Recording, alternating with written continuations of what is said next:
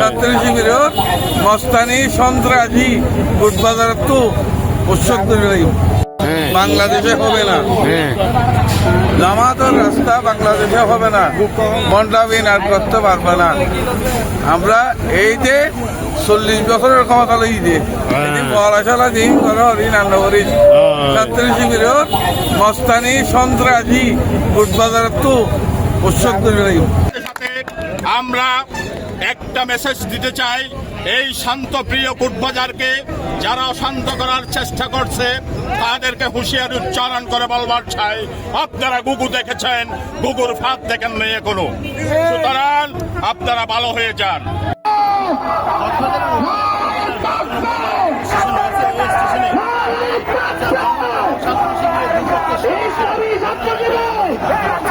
সন্ত্রাসী হামলার প্রতিবাদে মিছিল যারা গ্রেপ্তার হয়েছে বলছে বাদ্যগুলো গ্রেপ্তার নেওয়া হতো আমি এখানে খুশি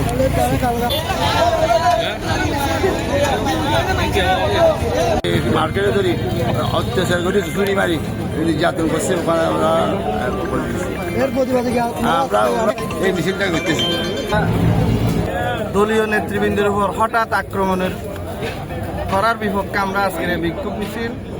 আমরা স্পষ্ট ভাষায় বলতে চাই, এই বট বাহিনী আমাদের কোনো নেতৃবৃন্দের উপর যদি পরবর্তীতে কোনো হামলা চালায় এর সঙ্গে সঙ্গে আমরা এর ছাড় দেব না এবং আমরা এর পদক্ষেপ নেব যে আমরা আমাদের নেতৃবৃন্দের উপর হামলার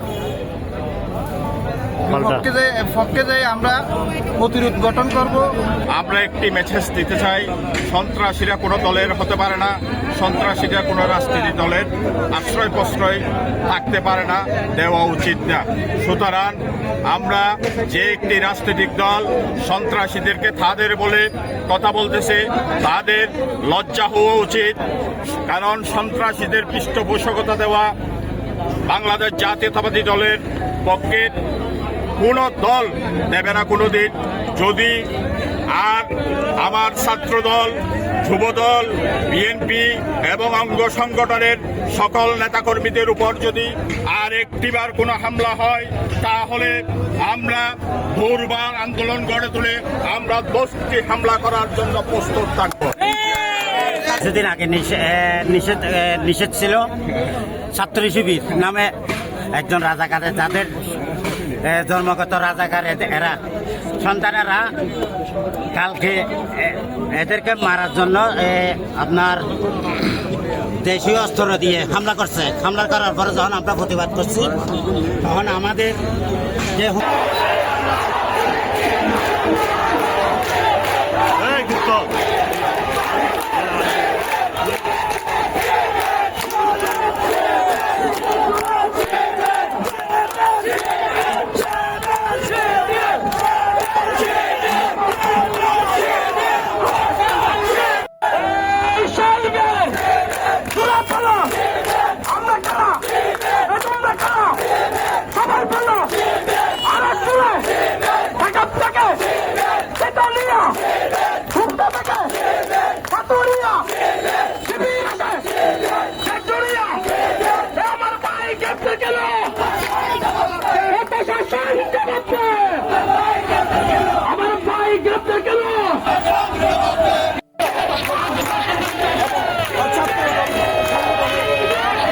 একদিকে জামাত শিবিরের মিটিং, অন্যদিকে যে ছাত্র দলের মিটিং।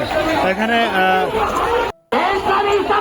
একদিকে বাংলাদেশ জাতীয়তাবাদী দল বিএনপির ছাত্র দলের মিছিল আমরা দেখতে পাচ্ছি, টান টান একেবারে